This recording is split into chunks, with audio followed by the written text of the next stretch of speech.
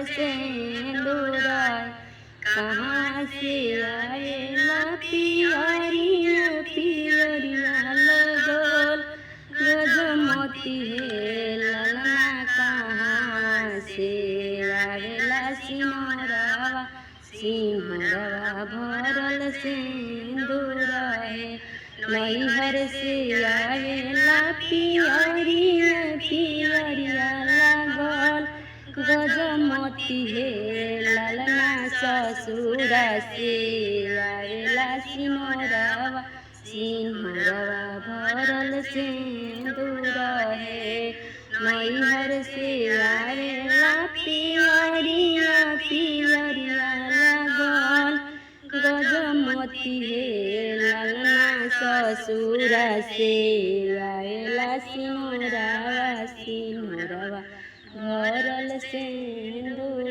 हे कहाँ में धरब पियरिया पियरिया लागल गजमोती हे कहाँ में धरब पियरिया पियरिया लागल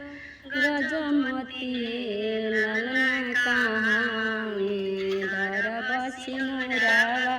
सिंहरवा भरल सिंदूर हे ललना कहाँ में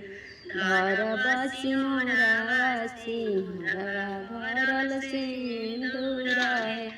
झोपझारी धरब पियरिया पियरिया लागल गजमोती हे